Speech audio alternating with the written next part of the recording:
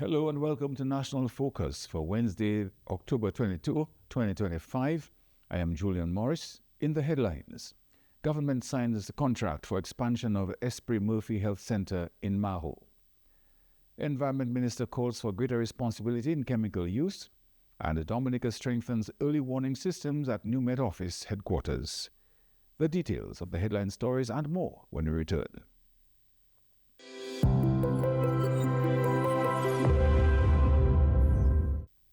Welcome back.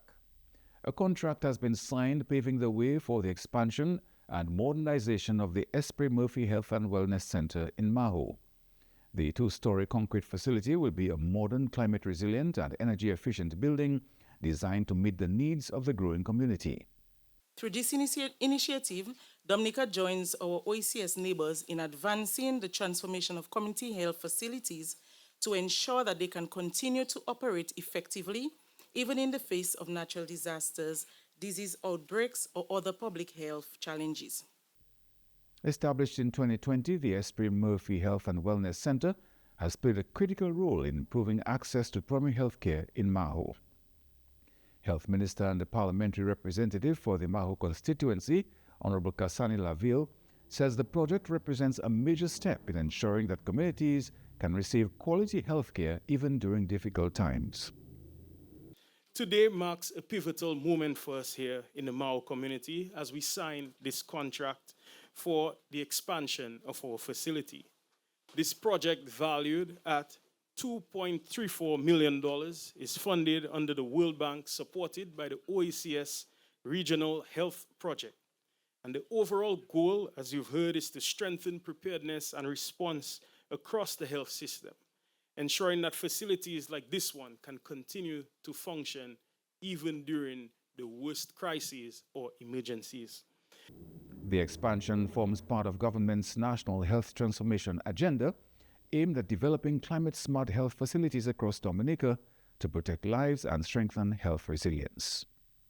And when we look at the evolution, and one day say the revolution that has taken place in healthcare over the last several years, it has been dramatic. And I think sometimes it's important for us to remind ourselves so that we can appreciate what we have today, where things were back then. And I recall in 2005, we had no ICU in Dominica. And I'm saying, but an ICU is like the engine of a vehicle. And if you don't have it, what happened to the people back then, before that? And so we moved very quickly and established in 2005 the first ICU in Dominica. And we don't only have one now, we have several ICUs at the Dominica China Friendship Hospital, providing care and saving so many lives in our country.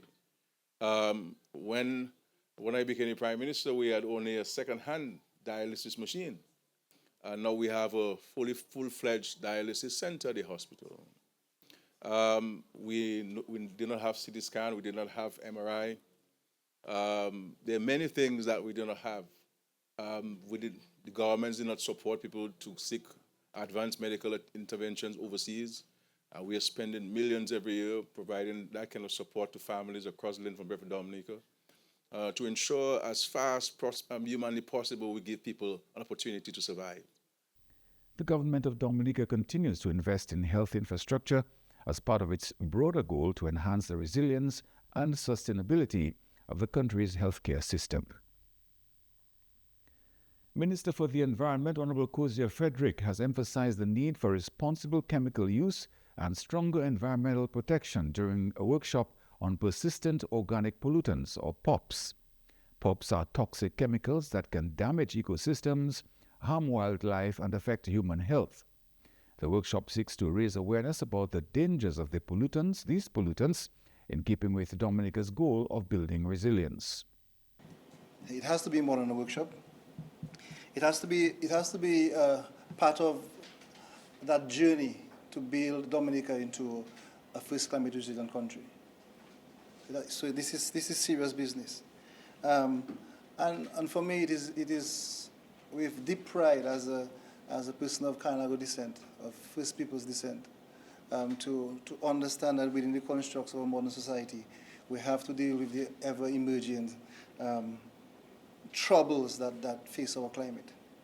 He said that many times citizens often take for granted the environment's ability to recover after disasters. Coming out of a major climate event like Hurricane Maria, and how our country bounced back, how the greenery took over the land, a land that we saw was made bare by a hurricane, how the rivers really nourished the land, and we take it for granted. And it is a fact that nature has a way of taking care of itself. One of the issues that we face as part of the global family is that we ourselves as people may be the problem. Because in my simple analysis, I realized that nature can take care of itself.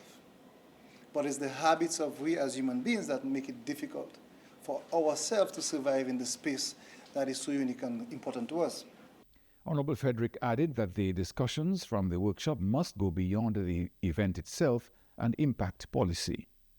So this workshop, I think, has to be more, because we have experts in this room, people in forestry, in waste management, in health administration, in all of this background, and it has to be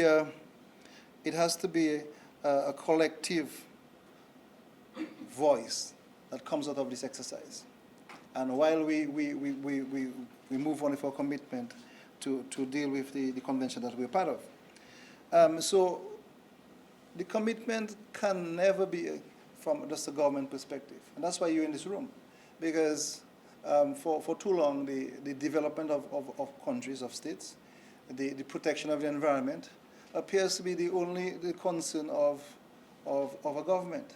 And we need private citizens, enterprises, businesses to be part of that process. As Dominica approaches the remaining weeks of another Atlantic hurricane season, the island continues to make steady progress in its disaster mitigation efforts. 8 years after the devastation caused by Category 5 Hurricane Maria, the Dominica Meteorological Service is now operating from new and improved headquarters in Jimmet.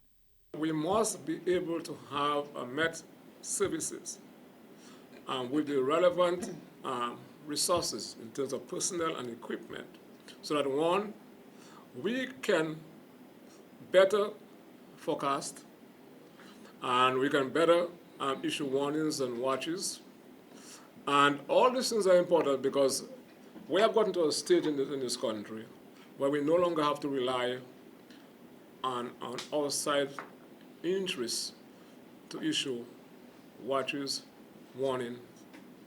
And I think that in itself signals a significant advancement that we have made in this country insofar as our Met services are actually concerned.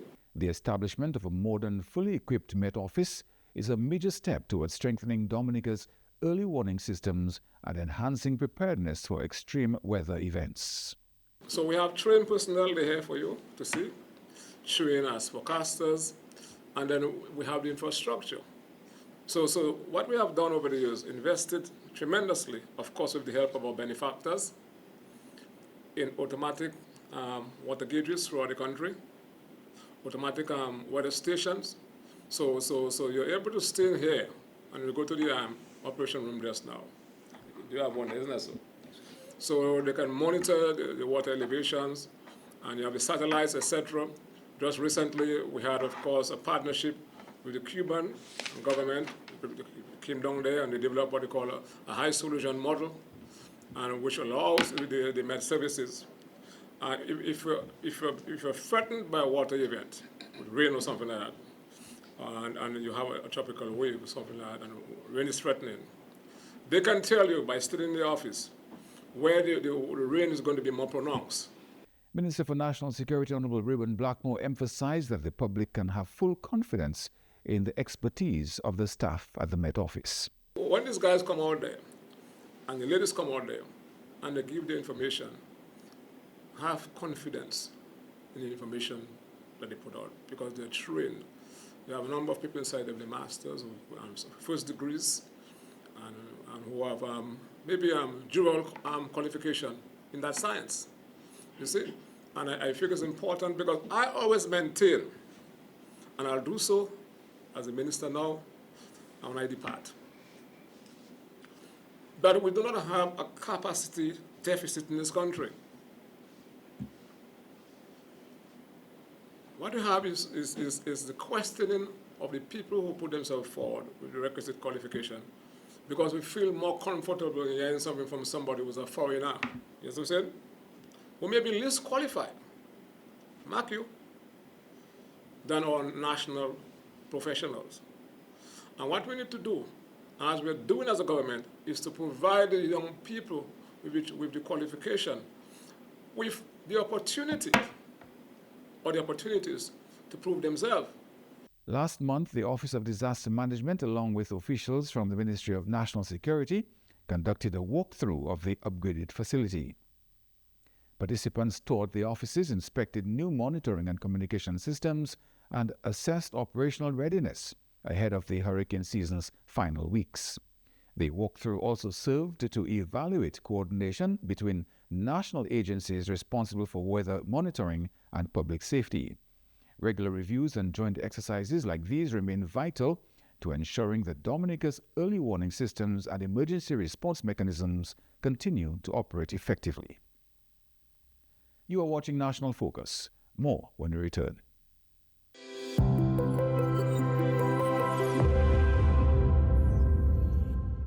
As Dominica continues to celebrate the Creole season, local entrepreneurs are using the opportunity given at Creole in the Street to showcase their creativity and culture. Among the vendors was the representative of a local winemaker who takes pride in using only natural ingredients, fruits, herbs, and spices grown right here in Dominica. We are from Grand Fond, and on our table you can find pineapple wine, ginger wine, Java wine, it is called the sexy wine.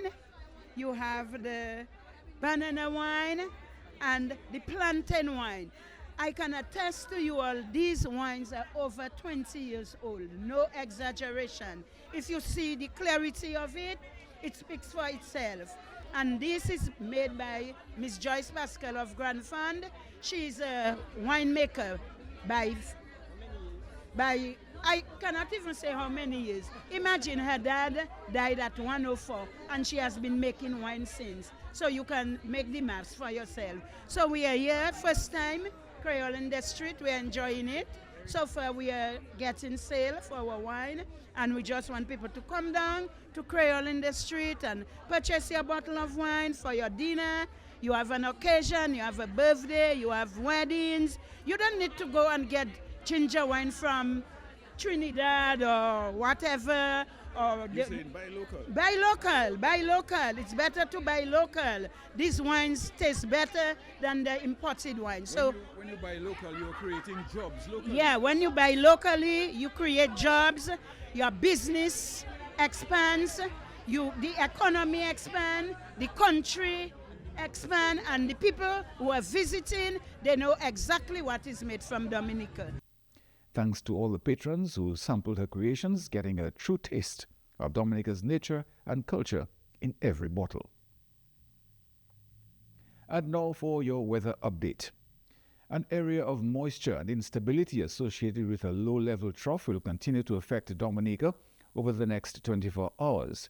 As a result, residents can expect occasionally cloudy skies, periods of scattered showers, and gusty winds with a slight chance of an isolated thunderstorm. People living in areas prone to flooding, landslides, and falling rocks should remain on alert and exercise caution. Sea conditions are expected to gradually improve during the next 24 to 48 hours, with wave heights decreasing to about 5 feet along the west coast and 7 feet along the east coast. However, northerly swells could still produce ground seas, and as a result, a high surf advisory and small craft advisory remain in effect for the next 24 hours. Small craft operators and sea bathers should continue to exercise caution. Meanwhile, Tropical Storm Melissa, which formed yesterday south of Haiti and Jamaica, poses no direct threat to Dominica at this time. Well, that's all for this edition of National Focus. And as Dominica continues to celebrate 47 years of progress and purpose, be sure to follow GIS Dominica on Facebook, YouTube, and on Twitter. You can also drop us an email at gis@dominica.gov.dm. From all of us here at the GIS News Production Team, I am Julian Morris. Thanks for watching.